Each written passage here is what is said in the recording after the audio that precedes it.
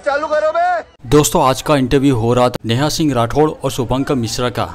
नेहा सिंह राठौड़ आए दिन सरकार का विरोध करके अपनी पॉपुलैरिटी कमाती रहती है। इसके पीछे आखिर में सच्चाई क्या है, आज के वीडियो में आपको पता चल जाएगी। शुभंकर मिश्रा ने जो आज सवाल पूछे थे, उन्होंने हर चीज़ को उगलवा दिया था। वीडियो बहुत ही दिलचस्प होने वाला है, तो वीडियो को पूरा देखें।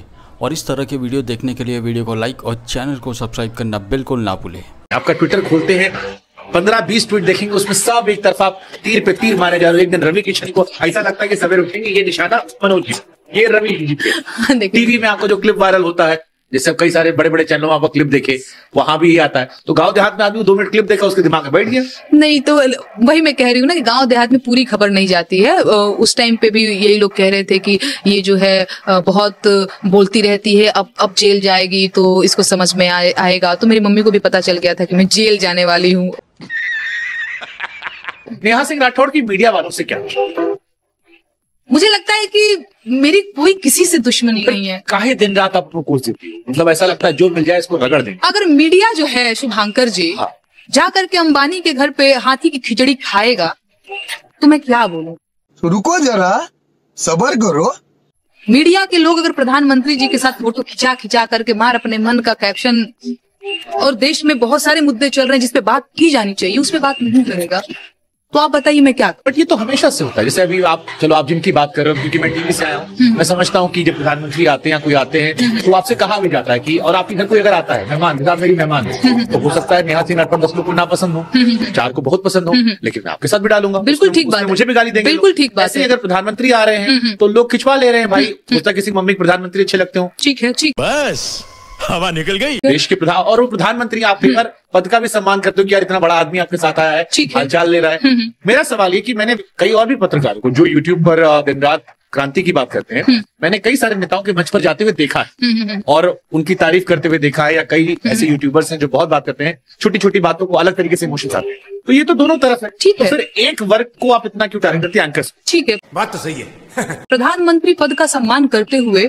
जो न्यूज एंकर्स हैं, उनको कभी उनसे सवाल भी पूछ लेना चाहिए। देखो, तो हम सबको बुलाते हैं, लेकिन अगर कोई नेता नहीं आ रहा है, जैसे मैं एग्जांपल, जैसे मेरा मन है अगर प्रधानमंत्री जी आए तो जितने सवाल मैंने आपके रखे, मेरा तरीका वही रहेगा कि मैं एक सोशल मीडिया पोस्ट डालूंगा, मैं कहूंगा आपके कोई सवाल है प्रधानमंत्री जी को लेके, आप दे दीजिए, मैं उनसे सवाल पूछूंगा। सवाल मैंने इसलिए पूछा क्योंकि लखनऊ में एक घटना घटी थी। मेरे पुराने चैनल के एक साथी थे मेरे, सैयद अंसारी, उन्होंने कुछ आपसे पूछा, नेहा सिंह राठौड़ खड़ी हो गई, पब्लिक ने कहा जी बताओ बताओ बताओ क्या घटना हो गई? नहीं, वो बहुत बड़ी चर्चित थी, थरई पे आमादा हो गए थे। हाँ, एक तो पहला समझा थेथरी क्या होता है, देसी भाषा हर आदमी समझता नहीं है, क्योंकि पॉडकास्ट मतलब इलॉजिकल बात कर देना, मतलब जिस बात में कोई तर्क ना हो। जैसे आपने डीएम को रंगबाज क्यों कहा, आप मेरी भूमिका को बहुत कम तरह कर रही हैं, आप अपने आप को क्या समझती हैं? एक बीमार लड़की में बहुत खराब थी, आपने देखा होगा, मैं भी कभी देखती हूँ, मुझे लगता है मैं बोल भी नहीं पा रही थी। हाँ नमस्ते, ठीक है, ऐसे मैं बोल रही हूँ। तो कहा जा रहा है कि टीवी एंकर से आपको विशेष मोहब्बत नहीं, मुझे लगता है नेहा सिंह राठौड़ खोजती कौन सा मिल गया, आज ये मिल गया, बस बस अब तुम ये हो, तुम ये हो, तुम ये हो, तुम ये हो, ये मेरा freedom of speech and expression. हम नहीं सुनेंगे, हमको मत बोलना, हम बोलेंगे हमारा एक्सप्रेशन। देखिए, सच बात ये है ना कि बहुत सारे लोगों का भी और मेरा भी गुस्सा है मीडिया वाले लोगों को लेकर के। अच्छा, हमको सिखा दिया है। एक क्लिप बहुत वायरल हो रही है ट्विटर पे, जहां पर आप कह रही हैं कि भैया मैं तो freedom of speech and expression का इस्तेमाल करती हूँ, मुझे लोग गायिकाओं अपनी बात रखते, विपक्ष की आवाज रखते, लेकिन अब वो मुस्कुराकर कांग्रेस की टिकट पर नजाकत से सर झुका लेती हैं और कहती हैं वो तो आला कमान देगा तो देखा जाएगा। तो अब आप तैयार हो गई। तो ये कई बार फिर आपका आरोप लगता है कि अल्टीमेट मकसद जो था आपका वो ये था कि कहीं से टिकट मिल जाए, इसलिए हम बीजेपी पे इतना विरोध कर रहे थे। अब पहले लोग कहते हैं कि सपा में ट्राई हुआ, फिर केजरीवाल जी को रहा, अब कांग्रेस की बात बन गई है और इसीलिए मनोज तिवारी जी को आप ले जा रहे हैं। पर बीजेपी शासित राज्य होते हैं, वहां पर आपकी बोली सारा तेज होती है, कुछ एक जगह आपने उठाई है आवाज, लेकिन बाकी जो बड़े मसले हैं वहां पर आप खामोश होते हो। और इसका अल्टीमेट गोल था टिकट मिलने का, क्योंकि जब आप कांग्रेस की टिकट को लेकर कहते हो कि मिलेगा तो लड़ लेंगे, तो ये आरोप लगता है कि अल्टीमेट टिकट का गोल था। ये क्रांति या लोक गाय की कहानी थी, आपने अपना एक तरीका चुना, टिकट पाया, बस हवा निकल गई। नहीं, मुझे लगता है कि ये आरोप बिल्कुल गलत है। दूसरी चीज ये रही कि जहाँ पे बीजेपी शासित राज्य है वहाँ पे आप बहुत फोकल हो जाती हैं, सब कुछ अपना। तो अभी पढ़ते हो ना आपके कमेंट सेक्शन? हाँ बिल्कुल पढ़ती हूँ। इसमें मैं ये कहना चाहूंगी, मैं भोजपुरी में लोकगीत गाती हूँ। भाषा को लेकर एक बाध्यता तो है। ट्विटर पे आप आजकल तो ट्वीट भी रिट्वीट भी बहुत बढ़ गए हैं, जब से चला मामला बड़ा, नंबर ऑफ रिट्वीट की संख्या बड़ी तेज बढ़ गई है। आप खूब नोटिस करते रहते हैं। हम ट्विटर चलाते नहीं, देखते सब। तो उस अच्छा चलो, बहुत बहुत स्ट्रेट फॉरवर्ड सवाल, क्या नेहा सिंह राठौड़ कांग्रेस पार्टी से अगर टिकट मिलता है तो चुनाव लड़ेंगी?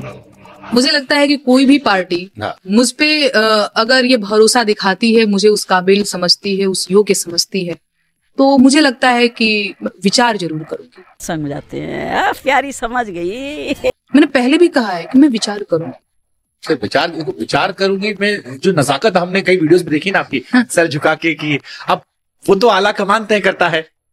हमको कई सारे लोगों की बातें आने लगी कि लोगों के सुर कैसे बदल जाते हैं। अच्छा। क्योंकि आपको हमने कवित्री के तौर पर विभाग देखा है। ओके। और जब वो नजाकत है ना कि जी आला कमान, वो तो पार्टी आला कमान देखता है, तो सडनली जो चेंज ऑफ टोन हुआ, अच्छा, हमने कहा ये नेता बन रही। अरे नहीं नहीं नहीं नहीं, नहीं मैं नेता नहीं। चलो बीजेपी से टिकट मिला,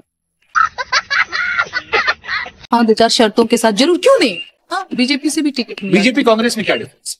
देखिए, बीजेपी कांग्रेस में क्या डिफरेंस है ये मुझे नहीं पता। आपने एक सवाल पूछा कि बीजेपी से आपको टिकट मिला तो आप लड़ेंगे कि नहीं। मैं उस पर एक जवाब देना चाहती हूँ कि हाँ बिल्कुल, मुझे लगता है कि मैं उस पर भी विचार कर सकती हूँ। 2-4 जो मेरे शर्त होंगे। आप पर यह आरोप लगता है कि आप पीएम मोदी के विरुद्ध या बीजेपी विरुद्ध, क्या आप वाकई में उनकी आइडियोलॉजिकल विरोधी हो, या अगर नहीं है तो ऐसा परसेप्शन क्यों बिल्कुल बन गया है? और या फिर ऐसे ट्वीट्स आप क्यों आते हैं कि अगर हम शुरू के 30 ट्वीट स्क्रॉल करते हैं तो वो एक ही पार्टी विशेष को लेकर केवल तंज में होते हैं? कई बार लोग कहते हैं कि कुछ तो अच्छा भी किया होगा, वो नहीं आते हैं, या कुछ भी और किसी और भी राज्य में गलत हुआ होगा, वो भी नहीं आते हैं, तो ये क्यों? क्या बात है सर, क्या बात है सर। देखिए, एक रही बात की कुछ तो अच्छा किया होगा, मैं बार बार वही बात कह रही हूँ कि बिल्कुल ठीक बात है कि इस सरकार की भी कुछ सफलताएं हैं, कुछ विफलताएं। बीजेपी के पास या पार्टियों के पास, कोई भी पार्टी हो, सरकारों के पास अपना मंच है, अपनी मीडिया है, अपनी बात वो कह रहे हैं, अपनी तारीफें तो वो रोज गिना रहे हैं। ठीक है, कुछ तो सरकारी चाटुकार लोग भी गिना रहे हैं। कलाकारों की मैं बात कर रही हूँ, जो मेरे दौर के कलाकार हैं। समझ गया इशारा कहाँ का? आप समझ रहे हैं ना, बहुत सारे लोग। तो बचा कुचा काम मुझे लगता है जो वो नहीं गिना रहे हैं, जहाँ पे कमियां हैं उसे मैं उजागर कर रही हूँ। ठीक, अब क्योंकि सरकारी व्यवस्थाओं में जब परिवर्तन होता है, अब दो ही तरीका होता है। एक आइडियोलॉजी है जिससे लोग पसंद कर रहे हैं, 2 बार से वो रिपीट में है, जितने अब तक सर्वे आए हैं उसके मुताबिक वो तीसरी बार भी आ रहे हैं, सर्वे के मुताबिक। मैं उनको लेकर कोई ओपिनियन नहीं दे रहा हूं। अब अगर इसमें बदलाव लाना है तो फिर आपको देश में जो तरीका हमारे पास है वो पॉलिटिकल तरीका ही है। मेरे मन में थॉट आता है, कई बार जनता भी थॉट पूछती है कि अगर मान लो नरेंद्र मोदी का एक विकल्प देखना, तो आपकी नजर में किस आइडियोलॉजिकल पार्टी को आपको लगता है कि आप उससे ज्यादा करीब पाते हो? ये नहीं कह रहा आप सपोर्ट करती हूँ, देखिए किसको ज्यादा करीब पाती हो कि ये अगर आएंगे तो शायद एक बेहतर विकल्प दे सकते हैं? देखिए, सबसे क्या बात है सर, क्या बात है सर। पहली चीज, अभी मैं कुछ भी बोलूंगी तो वो एक साइड चला जाएगा, लेकिन फिर भी मैं इस पे ये बात कहना चाहूंगी कि जो देश को जोड़ने की बात करे वो उनका विकल्प होना चाहिए। भारत जोड़ो से क्या जोड़ने का मकसद क्या होता है? वो जो यात्रा चल रही है वही मकसद है या क्या मकसद? क्योंकि भारत जोड़ो यात्रा के बीच में कई बार ये मजाक उड़ता है कि पार्टी के लोग नहीं रुकते। हाँ, पार्टी के लोग नहीं रुकते। राहुल गांधी जी की जो 4 टीम, जितने नौजवान नेता थे, जितने भी थे, जिनपे उन्होंने इन्वेस्ट किया था, वो एक एक करके निकल। राहुल में आपको क्या अच्छा लगता है कि आपको लग रहा है कि वो भारत जोड़ सके? राहुल जी से मैं वैसे नहीं मिली हूँ कि जैसे बिना किसी से मिले मैं कैसे ही किसी के बारे में कोई टिप्पणी कर सकती हूँ, पर मुझे लगता है कि वो साफ दिल इंसान है। तो ये आपने टीवी में देख के कर सकते हैं। एक बार हम लोगों की वैसे भारत जोड़ में मुझे इनविटेशन मिला था, राहुल गांधी जी के से मेल आया हुआ था, इनविटेशन मिला था, मैं गई थी। तो वहां पे जो बातचीत हो रही थी, मुझसे बातचीत नहीं हुई थी, बहुत मीडिया के लोगों से बातचीत हो रही थी, तो बोल रहे थे, मुझे लगा कि ये व्यक्ति जो है साफ दिल इंसान है।